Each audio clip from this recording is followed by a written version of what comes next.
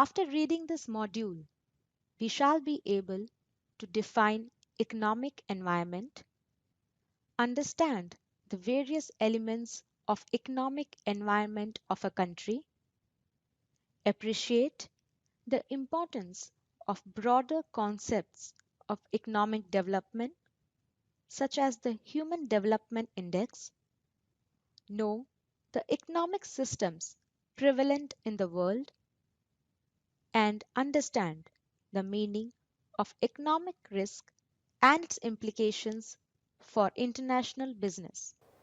The economic environment has a strong influence on international business decision.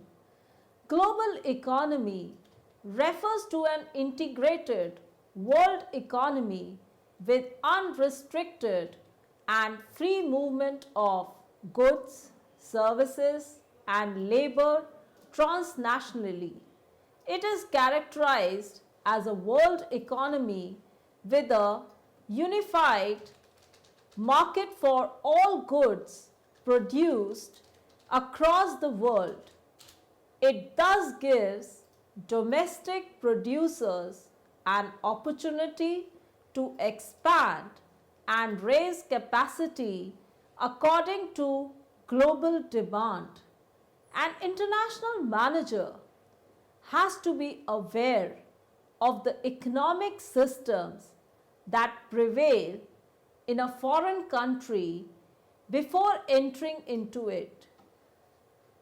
When approaching a host country, it is essential to determine economic systems of that country.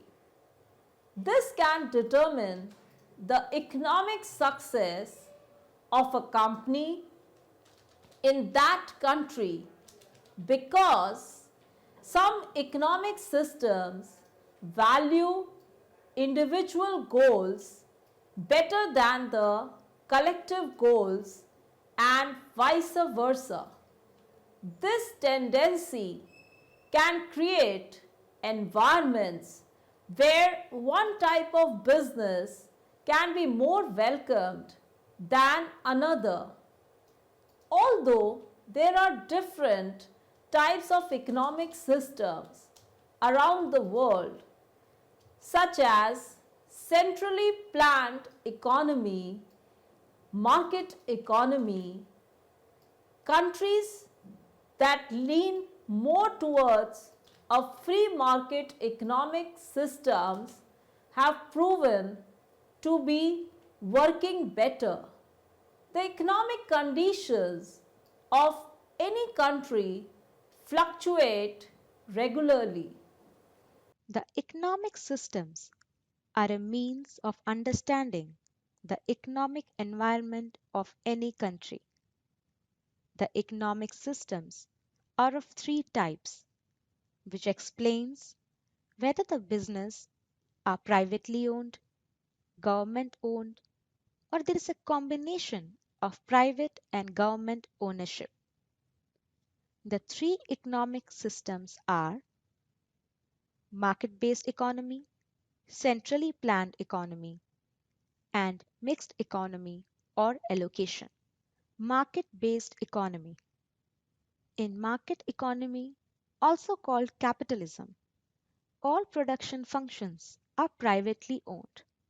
The decisions to produce and distribute goods is taken by individual firms based on the forces of demand and supply.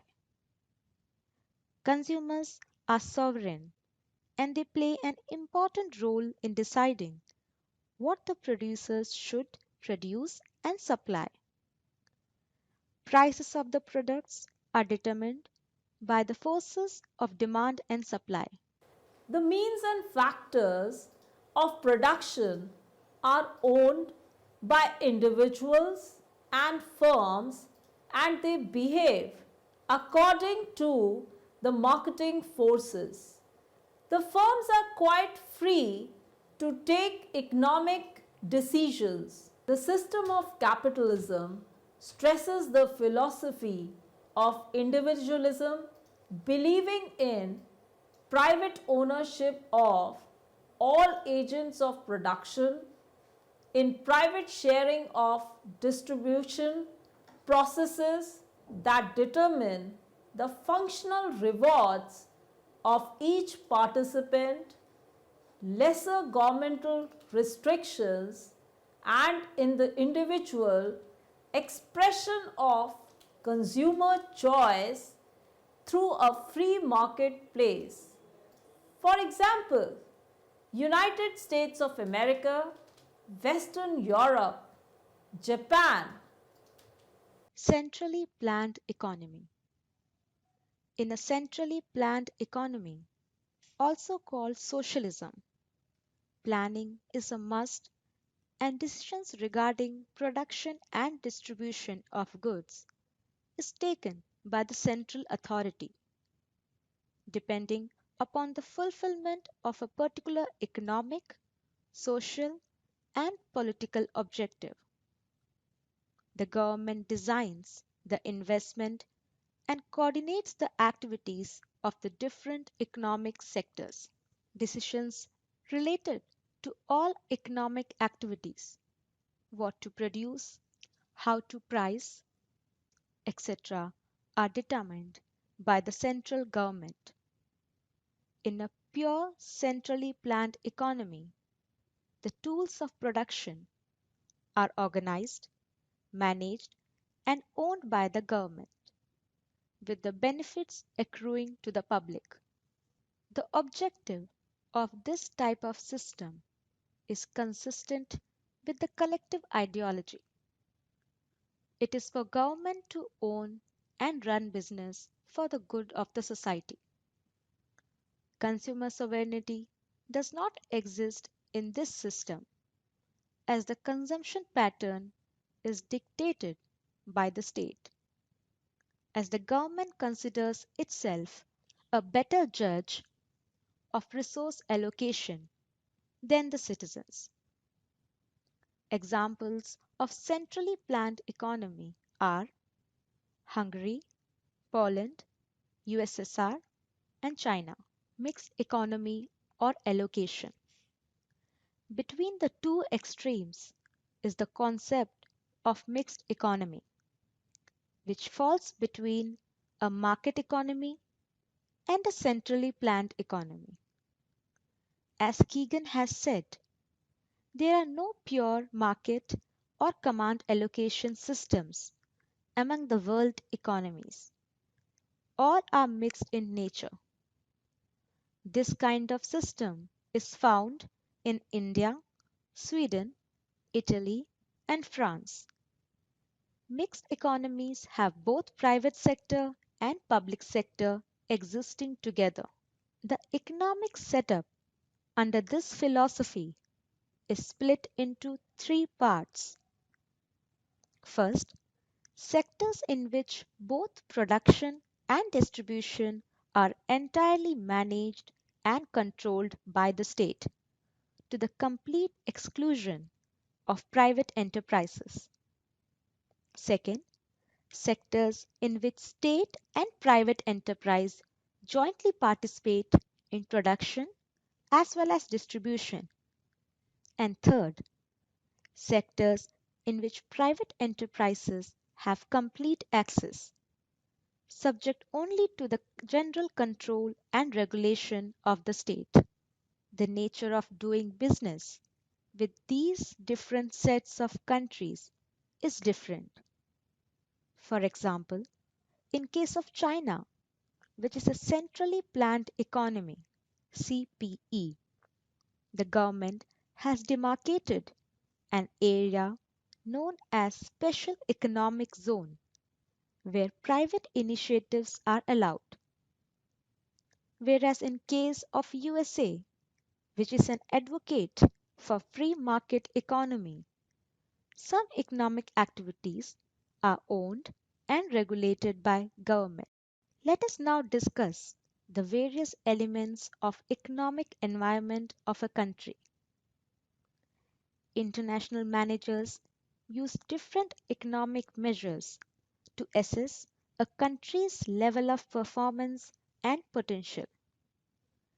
These economic indicators help the firm to know the size of the demand for its product, the expected cost of production, and the net earning so as to ascertain its competitive edge and whether it would be able to smoothly repatriate its earnings to its home country.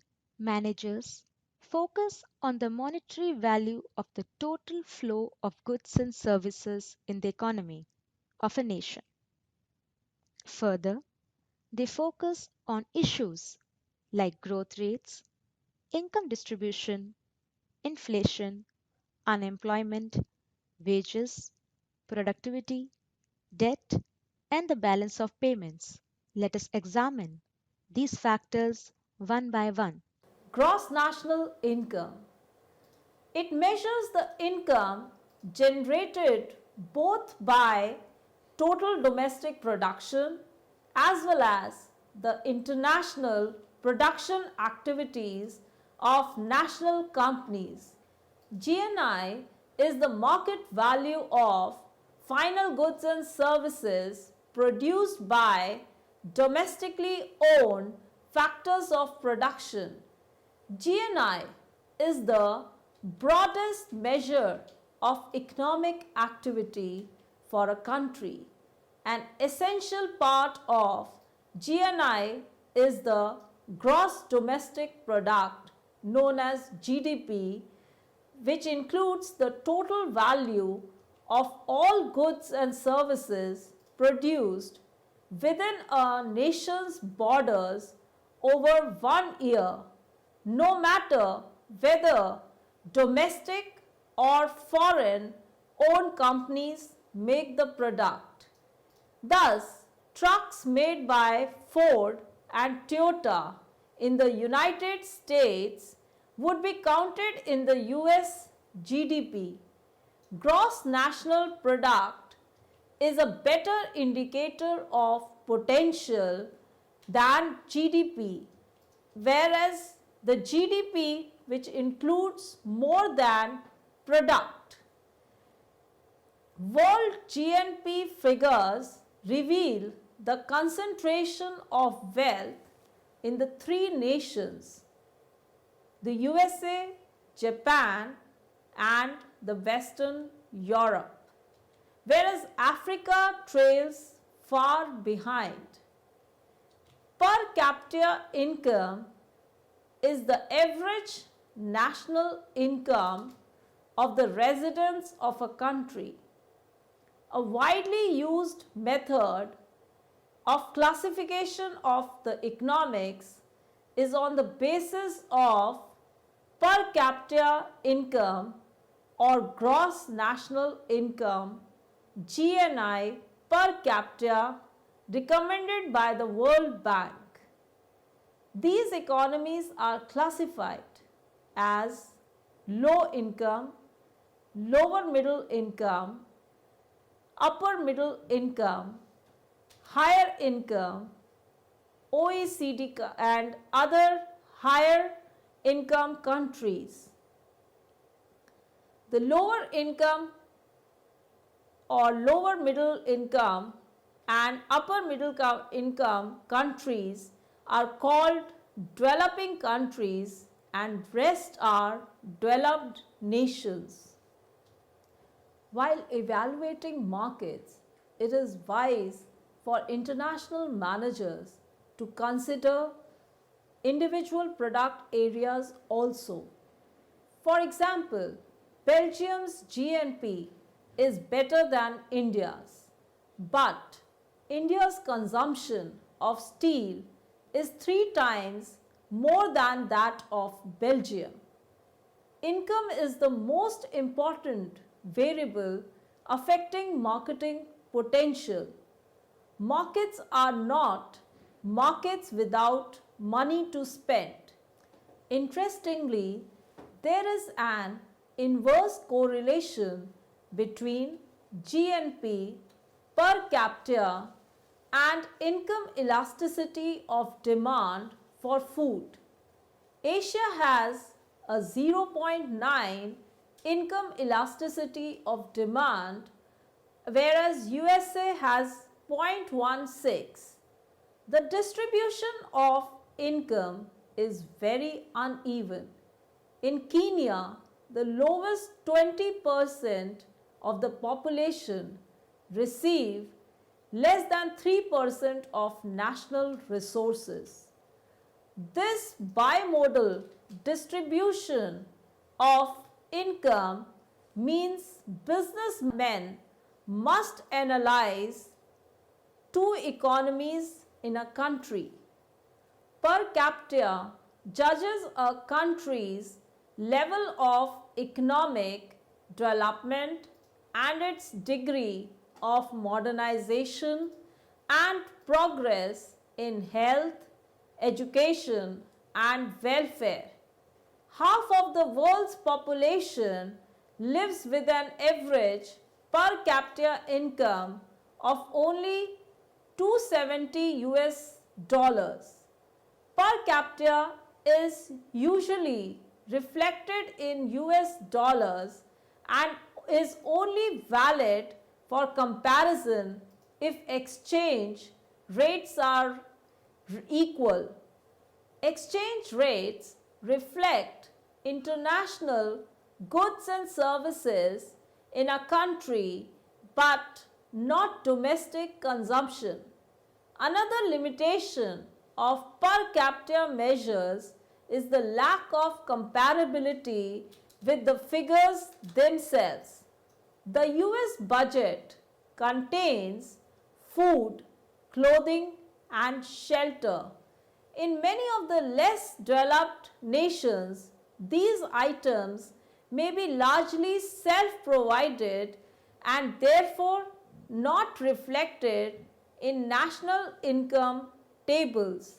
Also, in the UK, snow equipment is included, and this is not obviously in Africa and parts of Asia. Other limitations are that sales of goods are not well correlated with per capita income, and if there is great unevenness in income distribution, per capita figures are less meaningful. Product saturation can be equally troublesome in affecting market potential.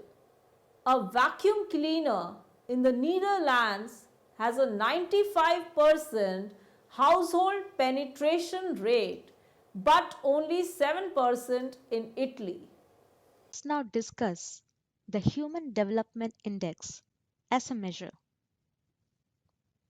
Some critics argue that the Human Development Index (HDI) is a better measure to scale a country's development.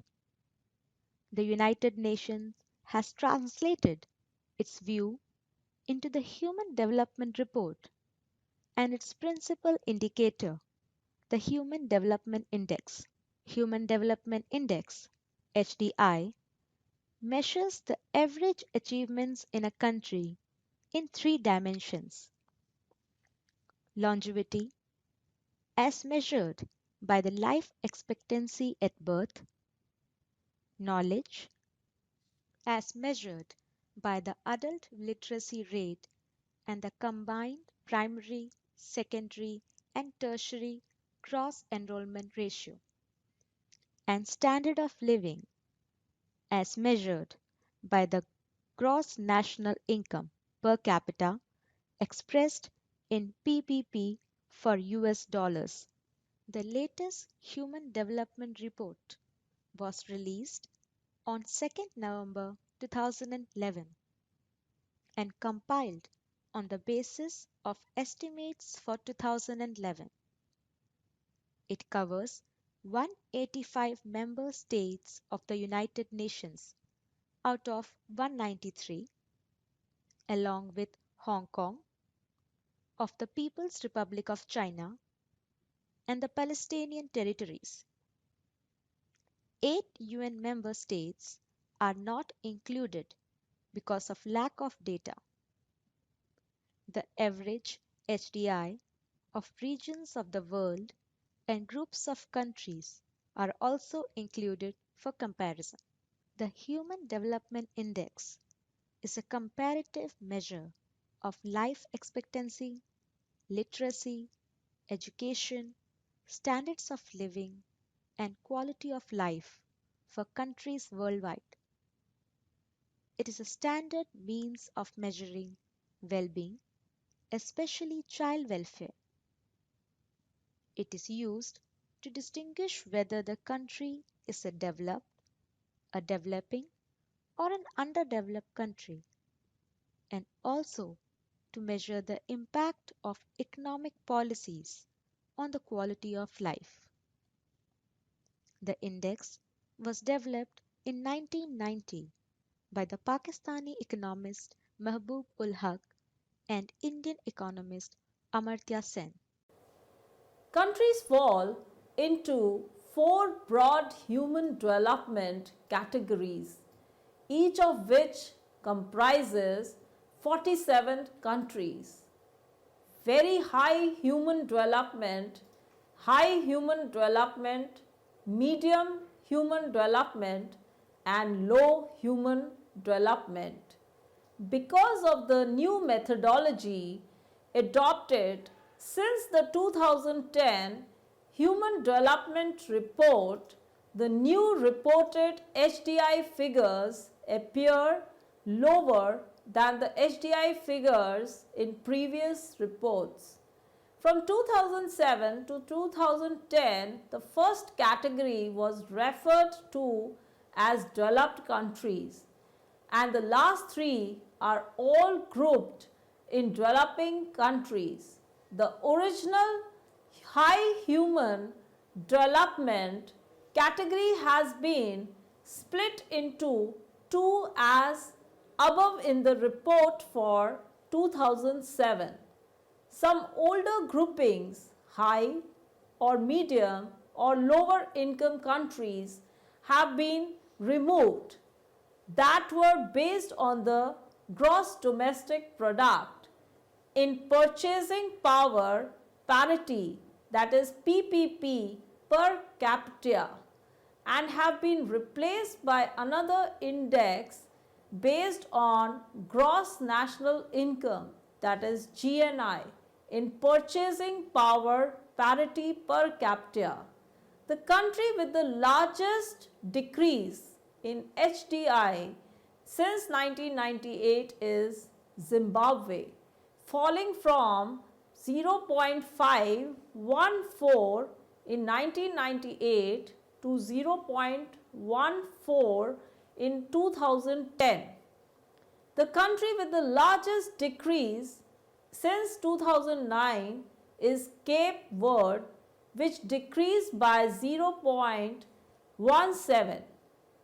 Over half of the world's population lives in countries with medium human development, that is 51%, while less than a fifth, that is 18%, populated countries falling in the low human development category.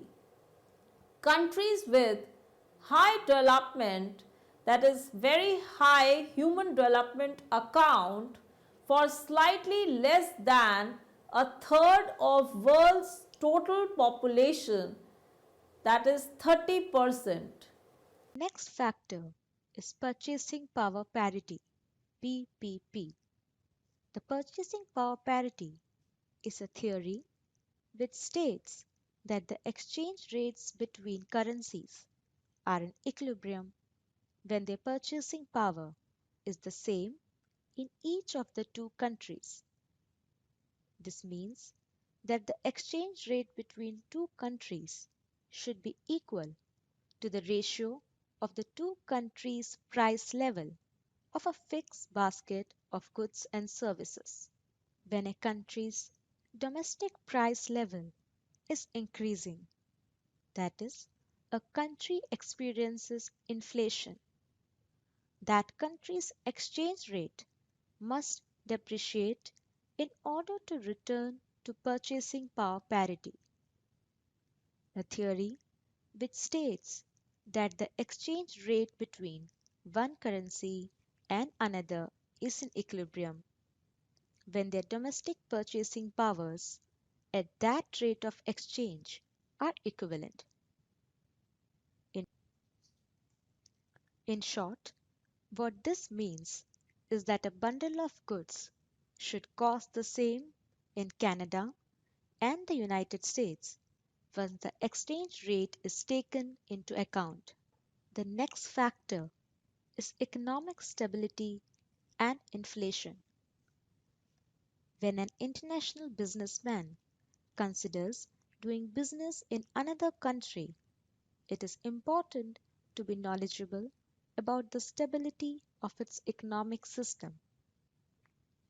One key indicator of economic stability is the rate of inflation. Inflation is an overall rise in prices without a commensurate rise in productivity. Sometimes governments are unable to control the rate of inflation through monetary policy, and other times they even worsen inflation by printing too much currency. Inflation affects interest rates as the demand for money is high due to the higher prices. Banks increase the interest rates in order to attract deposits, and government raise interest rates in order to attract deposits and to combat inflation. Another factor is the relative value of one currency versus another. Inflation affects the exchange rate of the domestic currency and thereby makes the exports expensive and imports cheaper.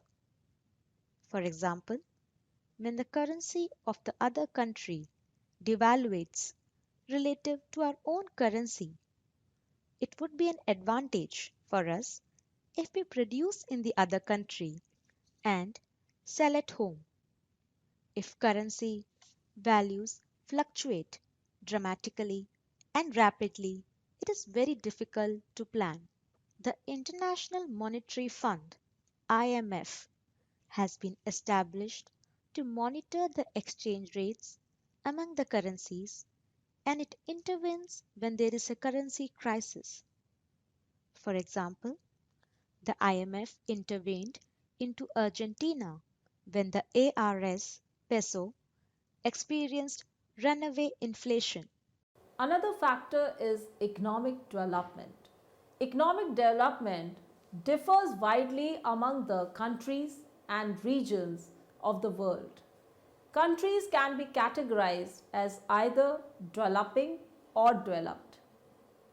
Developing countries are referred to as less developed countries, LDCs. The criteria traditionally used to classify countries as developing is based on per capita income, which is the income generated by the nation's production of goods and services divided by total population. The developing countries have low per capita incomes. LDCs generally are located in Asia, Africa, and South America. Developed countries are generally located in North America, Europe, and Japan. Most international business firms are headquartered in the wealthier, economically advanced countries. However, smart companies are investing heavily in Asia, Eastern Europe, and Latin America. For example, the number of internet users and the rate of e-commerce in Latin America is rapidly growing. Computer companies have launched online stores for Latin American customers to buy computers over the internet. American online AOL considers Latin America as crucial in expanding its global presence. Even though Universe Online International UOL based in Brazil got a tremendous response over AOL. These companies are facing risks and challenges today, but they stand to reap huge benefits in the future. Although a company is supposed to stay socially responsible, the management of a company must evaluate the impact of a capital investment on the bottom line. By investing in a specific country, the business managers can try to find out the best place in terms of infrastructures or development. The major impacts of a country's economic development and infrastructure levels are on education level, production level, and technological and Next factor that we shall be discussing is infrastructure, a country's physical facilities that support economic activities make up its infrastructure, which includes transportation facilities such as airports, highways, railroads, energy producing facilities such as utilities and power plants, and communication facilities such as telephone lines and radio stations. Thus, a nation's transportation, communication, and utility systems are referred to as its infrastructure. Companies operating in less developed countries must contend with lower levels of technology and perplexing logistical distribution and communication problems. Undeveloped infrastructures represent opportunities for some firms, such as United Technologies Corporation based in Hartford, Connecticut, whose business includes jet engines, air conditioning, and heating systems and elevators.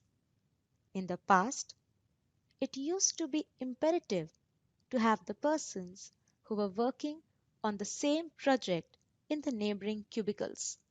The person who is working on the same project can be located in China, United States, or India, while one is in England. Thus, understanding the host country's communication systems in order to ensure that it can support the type of high speed international communications required is necessary. Moreover, the quick diffusion of ideas to create a market for goods and services is dependent on adequate communications. The physical distribution of products is also dependent on infrastructure. The next factor is debt. Debt is the total of government's financial borrowings, which can be in terms of borrowings from its own population, from foreign organizations, from foreign governments, and from international institutions. The larger the debt becomes, the more uncertain a country's economy becomes. In 1991, India met with an economic crisis related to its external debt, where the government was not able to make repayments on its borrowings from abroad. Another factor is unemployment. Unemployment is a measure of the number of workers who want to work but do not have jobs. Countries that are unable to create jobs for their citizens create a risky business environment. The proportion of unemployed workers in a country shows how well a country uses its human resources. Further, countries are also concerned about the working age of their population, labor regulations, etc. The next factor is education. A company can benefit in hiring employees from another country with the same level of education from the home country for a lower compensation package. For that reason, it is crucial to determine the level of literacy of a chosen country because countries with better educated people can produce better goods and services. Another factor is productivity. Every company would like to reach a level of efficiency in production. Productivity refers to the amount of output created per unit of input used. This also leads to a result of economies of scale where competition can be more effective.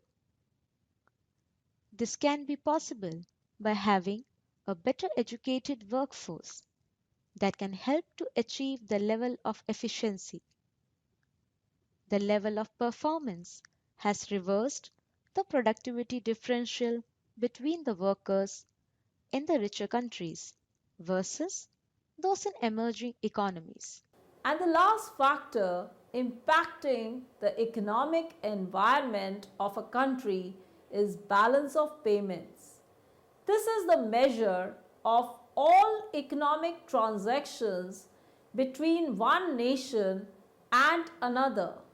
The balance of payments is made of the current account showing trade in goods and services and the capital account which shows financial transactions.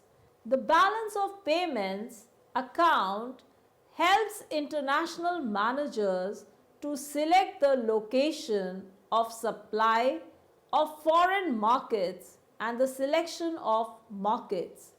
The capital account may show the nations which have control, restrictions, and hence be difficult to deal with. In this regard, African nations are generally disadvantaged.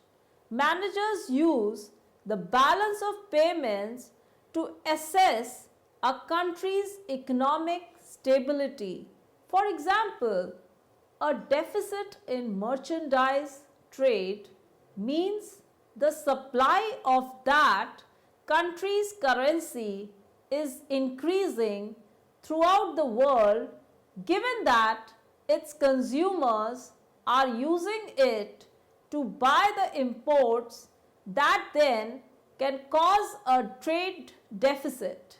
In this module, we have discussed the concept of economic environment with respect to international business, the various elements of economic environment of a country, the importance of broader concepts of economic development such as the Human Development Index.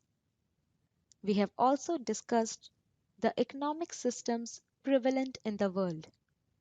And lastly, we have also learned about the economic risk and its implication for international business.